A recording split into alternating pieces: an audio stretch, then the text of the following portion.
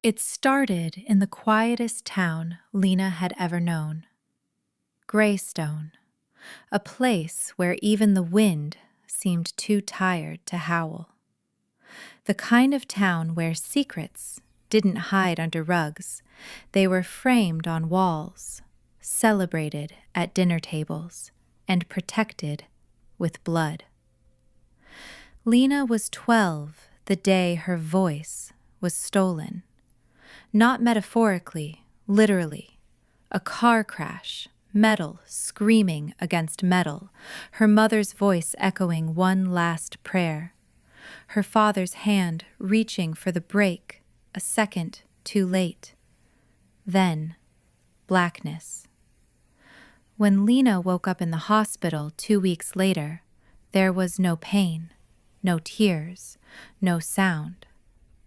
The doctors called it selective mutism due to trauma. Her vocal cords were fine. Her mind was not. She could not scream, cry, or speak. Only listen and watch and remember. Her older brother Aaron was all she had left. 20 years old, fiercely protective, stubborn as hell. He became her guardian, her translator, her sword and shield. While most boys his age chased parties and flings, Aaron chased truth. He was obsessed with uncovering the rot in their town. Greystone had a king, Richard Van, the mayor and head of the wealthiest family in the region. On the surface, he was a saint, donor, businessman, family man. But Aaron knew the truth. People disappeared around him. Investigations went cold. Land got stolen. Witnesses got paid or buried. Aaron started digging, and Lena watched the town around them grow colder. One night he came home shaking. "I found something," he scribbled in a notebook for her. "Something huge." He didn't say what, didn't want her involved. That was the last time she saw him alive. The next morning his car was found at the edge of Eagle Cliff. Doors open, no body. Police ruled it a suicide. No investigation, no questions. But Lena knew. Her brother didn't kill himself. He was silenced, just like her. For years, she played the part. The silent girl, the forgotten sister. People stopped asking about Aaron. His room gathered dust, his case buried under bureaucratic cobwebs. But Lena didn't forget. She spent years studying law, psychology, poisons, hacking, everything Aaron used to talk about. She wrote in journals obsessively. She mapped connections between Richard Van and every accident that happened in Greystone. Then, at 21, she did the unthinkable. She applied to be Richard Van's housekeeper. A silent girl with no family, no voice, no threat. Perfect. They hired her without a second thought. His mansion was a monument to greed. Marble floors, gold chandeliers, vintage books he never read. His wife, Delilah, was a porcelain doll with dead eyes. Their son, Marcus, was away at university, learning how to become his father. Every day, Lena observed. She learned Richard's schedule. Morning jogs at 6, Barry Yod in the study by 8:30, meetings in the West Wing till noon, afternoon naps behind locked doors, secret crit calls in the wine cellar every Wednesday. Every night, Lena wrote everything down. She searched his office, found nothing. Until one day, she found a small key behind a family photo. It led to the wine cellar. Behind a wall of vintage bottles, she found a hidden room, a locked cabinet. Inside, Indone hard drives, old encrypted messages, and Aaron's notebook, burnt at the edges but still legible. He had come here, he had confronted Van, and he had died for it. Greystone was asleep, but Lena's mind never rested. By day, she was invisible, a shadow moving through corridors, wiping away dust and secrets alike. By night, she became something else, a strategist, a collector, a quiet storm building in the corners of a rotten house. Richard Van had many sins, but he had one weakness. He believed he could never fall. Lena would make him taste gravity. It began with the maid's room key card. She discovered that each staff member's movements were tracked. Smart system, controlled access. What Richard didn't know was that the system could be cloned. She crafted a duplicate that gave her access to areas no housekeeper should enter. The wine cellar became her battlefield. She started copying the hard drives. Nights spent transferring terabytes of video, audio, bank statements, threat recordings, all encrypted. She learned the patterns, broke the codes, and realized the scale of corruption. Bribes to judges, land seizure deals, even a clip of a young protester being suffocated in a warehouse. His name was in Aaron's notebook. She stored everything on a secure cloud server under a pseudonym, Lark Echo. Each week, she released a piece anonymously to a journalist in the capital. At first, the journalist thought it was fake. Then real names matched with court files. Then people began listening. Greystone trembled. But Lena wasn't done. Richard had another secret.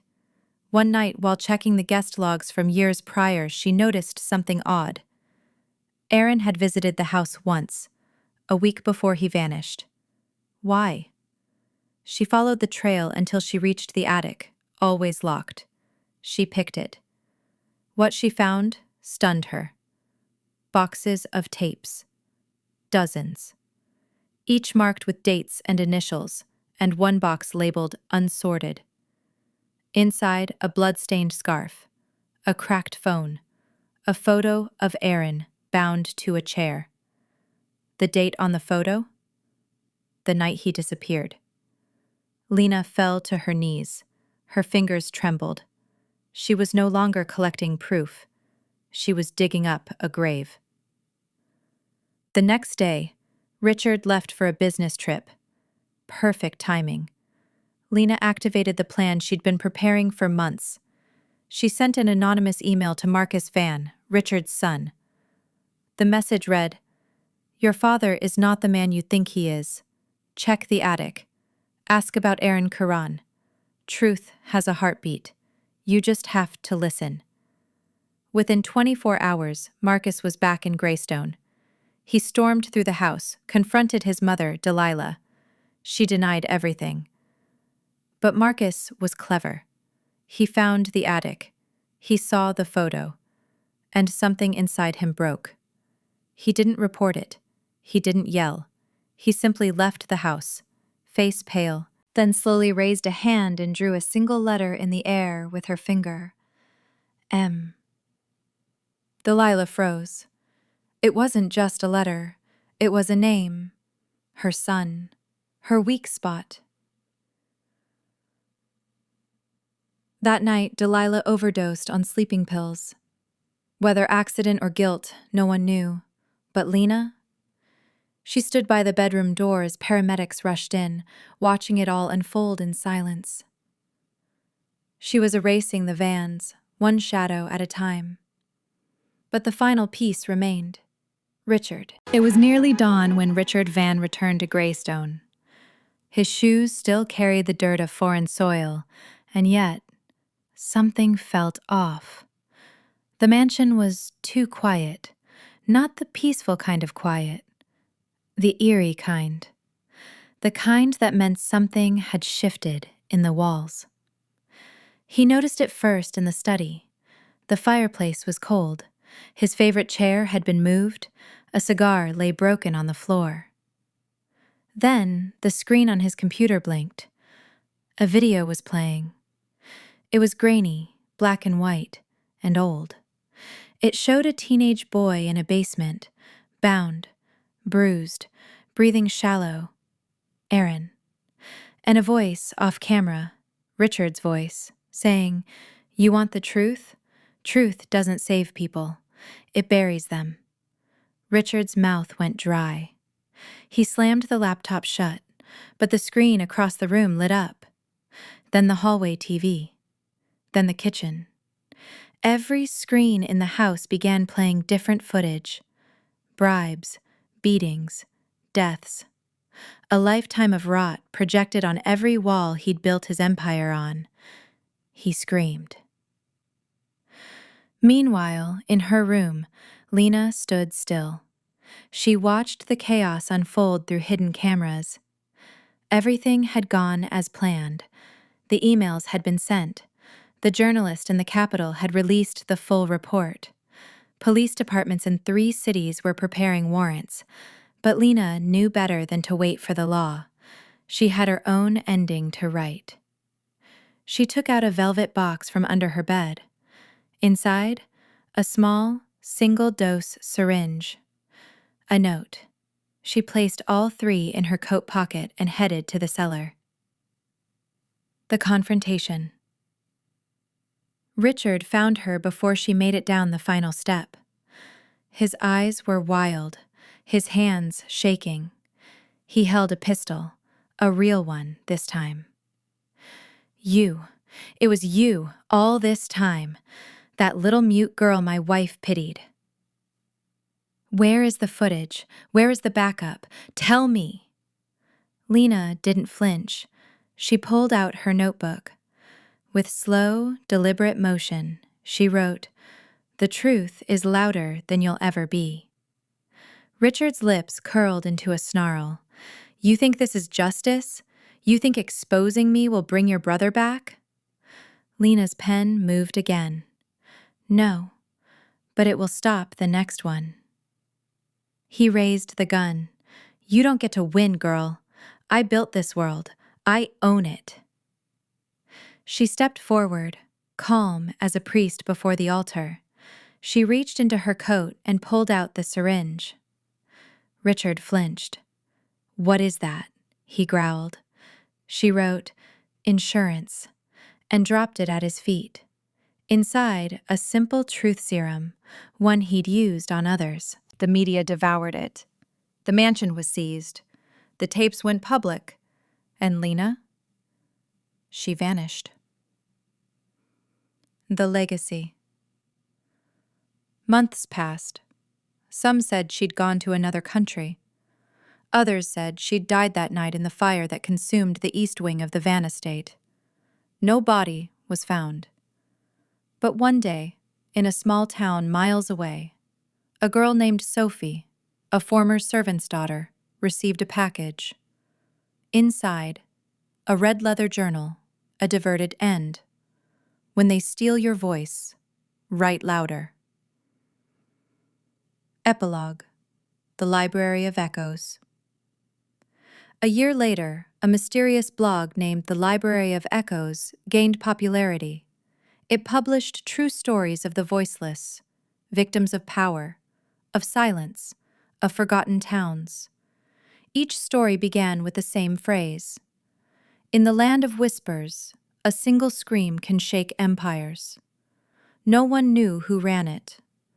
But every now and then, a new reader would receive a package, a velvet box, a pen, and a single, handwritten line. Justice doesn't scream. It listens until it strikes.